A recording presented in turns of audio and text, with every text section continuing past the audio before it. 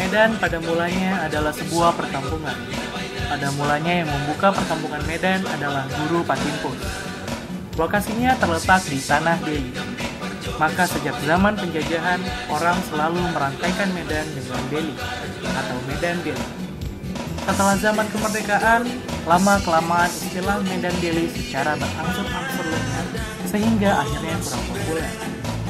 Dan pada tahun 1860, Medan masih merupakan hutan rimba dan di sana-sini, terutama di muara-muara sungai, diselingi pemukiman-pemukiman penduduk yang berasal dari Karo dan Semenanjung Malaya. Pada tahun 1863, orang-orang Belanda mulai membuka kebun tembakau di Delhi yang sempat menjadi primadona tanah Delhi. Adalah Jacob Nienhuis, Van der Valk, dan Eliot, pedagang tembakau asal Belanda yang mempelopori pembukaan kebun tembakau di tanah Delhi. Sejak itu, perekonomian terus berkembang sehingga Medan menjadi kota pusat pemerintahan dan perekonomian di Sumatera.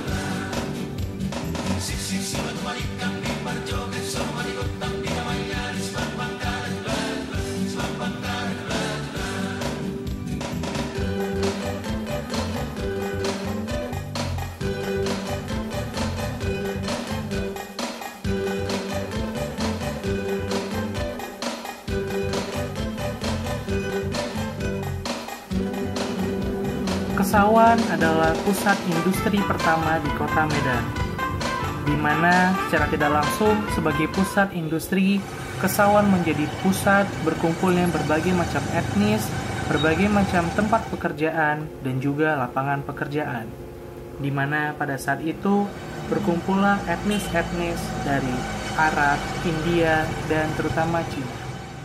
Medan itu sebelum masuknya Belanda ke sini dia merupakan daerah pemukiman, belum bisa disebutkan sebagai suatu kota menurut yang sepanjang yang saya ketahui, yang itu berpusatnya itu di sekitar lapangan Merdeka, yang dulu Medan itu ada sebuah pelabuhan nelayan dulu situ yang sekarang disebut ini sampai sekarang namanya itu Pajak Ikan Lama.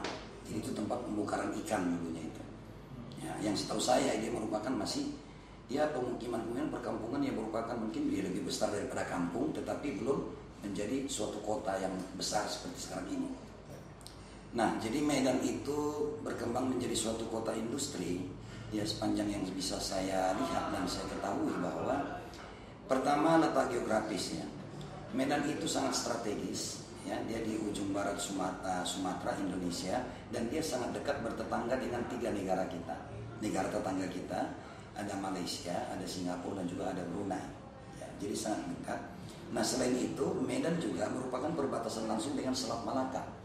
Nah, adik-adik tahu Selat Malaka itu merupakan arus lalu lintas perdagangan internasional yang sangat padat, kan begitu? Makanya Medan itu dianggap para pemilik modal sebagai suatu tempat yang paling tepat untuk dikembangkan menjadi pusat-pusat industri. Itu sebenarnya dia. Dari sudut geografis. Kemudian kalau dari sudut masyarakatnya, Medan itu kalau saat sekarang ini di para ahli-ahli antropologi, ahli budaya mengatakan Medan itu termasuk kota yang unik. Nah, uniknya kota Medan itu di sana tidak ada dominan culture. Jadi dominan culture ini maksudnya begini deh, tidak ada budaya yang dominan di Medan ini. Kalau di Padang itu siapapun yang masuk dia harus melebur kepada budaya Minang. Makanya di Minang itu ada orang Cina, yang ada Cino, kan begitu. Nah, tapi dalam artian Cino berarti siapapun yang masuk ke Padang dia harus melebur dengan budaya Cina. Nah, di Medan itu tidak ada, sehingga masing-masing etnis yang ada di Medan itu mereka kompetitif. Jadi Batak dengan Bataknya, Cina dengan Cinanya, Melayu dengan Melayunya, Jawa dengan Jawanya, Mandailing dengan Mandailingnya. Dan uniknya dulu Medan itu, kalau adik mungkin tahun-tahun 70-an pertama ke Medan ini tahu, dan mungkin belum lahir, itu tempat tinggalnya itu mengelompok. Karena mengelompok itu, maka sebenarnya Medan itu kota paling dinamis. Kota paling dinamis. Nah, kalau kota yang paling dinamis, biasanya kota-kota yang dinamis itu biasanya pertumbuhan industri sangat cepat. Itu dia, Pertumbuhan industri sangat cepat. Kenapa? Karena tingkat kompetisi yang tinggi. Selain itu Medan memang tidak layak dia menjadi daerah-daerah pertanian. Ya, pertanian tidak. Nah, selain itu Medan itu dikelilingi oleh pusat-pusat perkebunan. Nah, pusat-pusat perkebunan ini kan membutuhkan industri. Nah, perkebunan ini kan banyak orang, banyak pekerja, kan mereka membutuhkan barang-barang industri. Maka Medan berkembang menjadi kota industri. Tentang etnis Cina, namanya bukan Cina. Ada Nenke, ada ini banyak itu etnisnya di sini Cina itu, tapi kita mungkin mengenalnya dengan Cina. Ya, ini agak panjang ceritanya karena begini, begitu Belanda datang ke Indonesia, mereka menguasai, kemudian mereka sudah membuat kelas-kelas di dalam masyarakat ini. Ada kelas pribumi, ada kelas Asia Timur Jauh, ada kelas Eropa dan lain sebagainya. Dan dia itu dibagi-bagi ya oleh Belanda. Pekerja itu orang pribumi, nanti pedagang orang Asia Timur Jauh lainnya itu. Memang sudah mereka dispesialiskan itu. Selain itu memang kedatangan para pendatang Cina yang ada ke sini dulu, mereka kan nggak mungkin jadi petani karena nggak punya lahan, kan begitu. Maka satu-satunya cara mereka untuk hidup adalah dengan mengandalkan jasa. Makanya orang Cina dulu di Medan ini pertama jadi tukang becaknya itu. Cuma becaknya ditarik, kan gitu. Dengan apa itu seperti andong tapi sapinya manusia, kan gitu. Nah, tetapi karena kegigihan dan tantangan itu, akhirnya mereka secara pelan-pelan beralih ya dari jasa transportasi, kemudian jasa kepada barang-barang dan seterusnya, sehingga mereka terus berkembang menjadi pelaku-pelaku industri.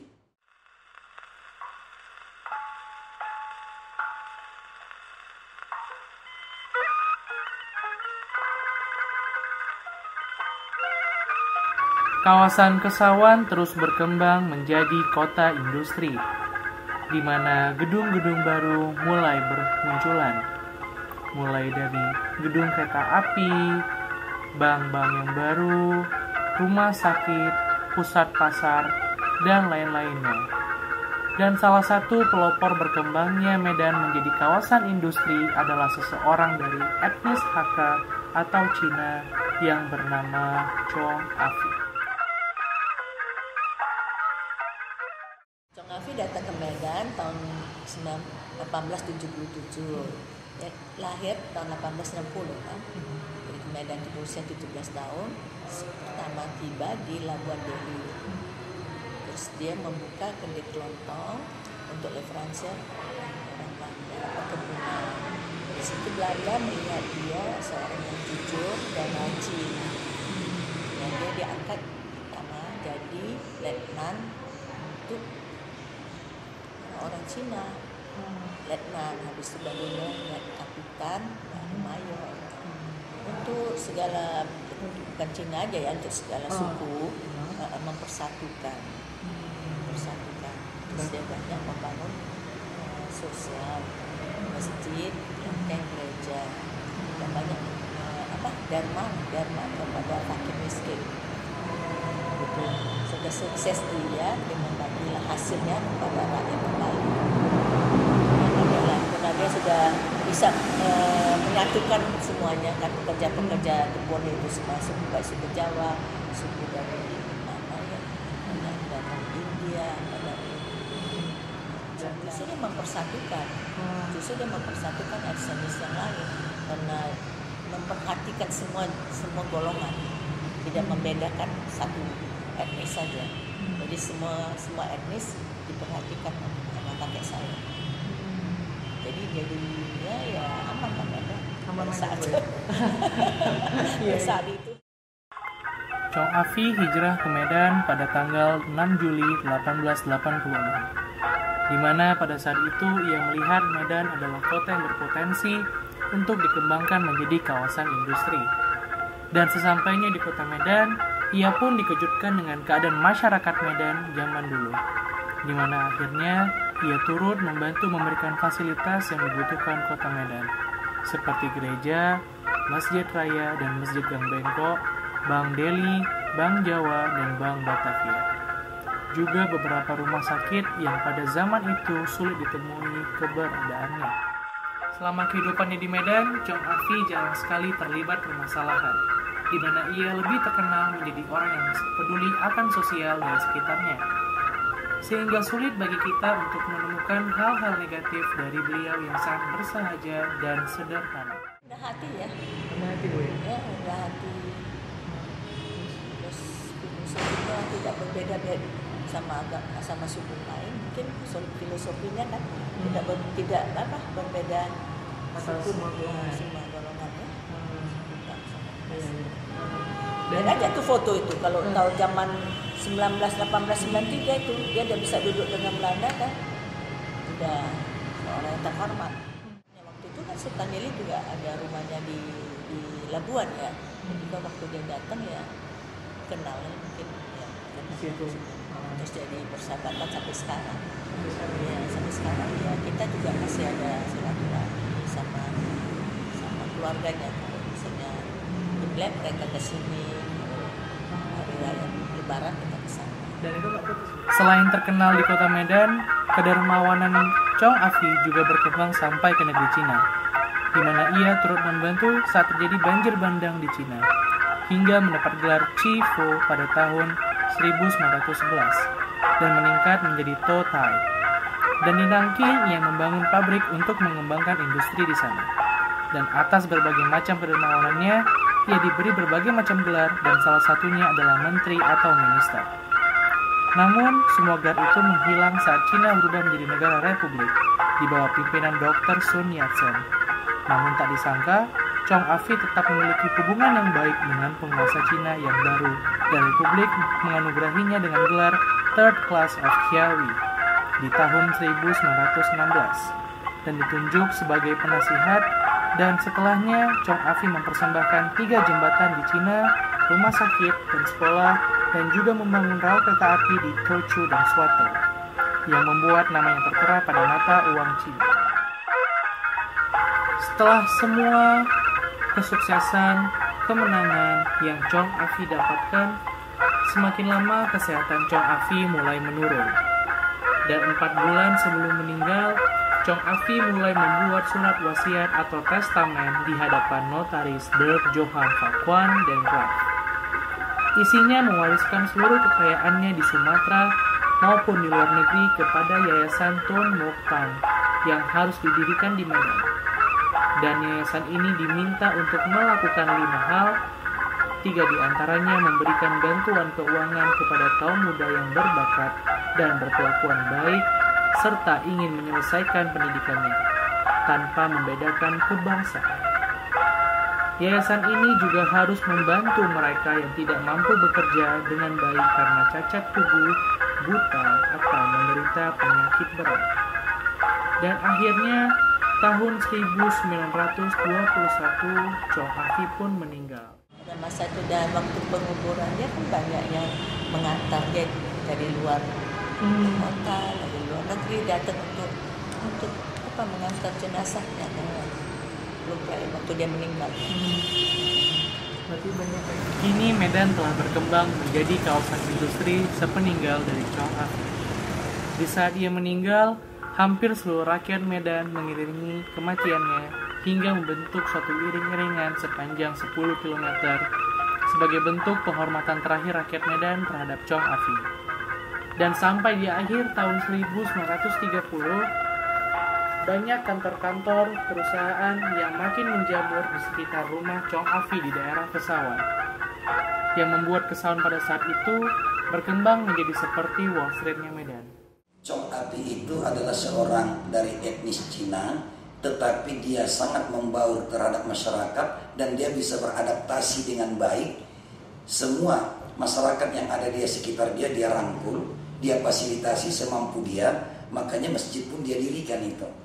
Meskipun dia bukan beragama Islam ya, tetapi masjid dia dirikan.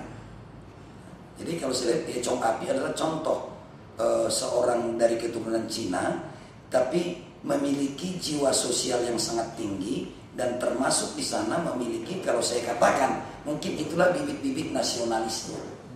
Banyak sekali peninggalan yang ditinggalkan Chong Afi.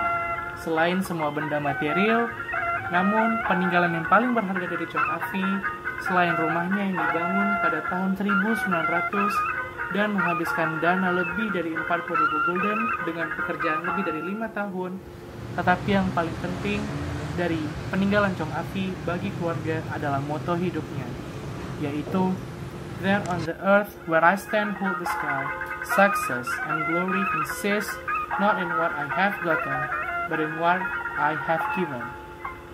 Yang berarti, ada di saat aku dapat berdiri tegak dan sukses bagiku, dan juga kemenangan bukan dari apa yang aku dapatkan, tetapi dari apa yang aku berikan.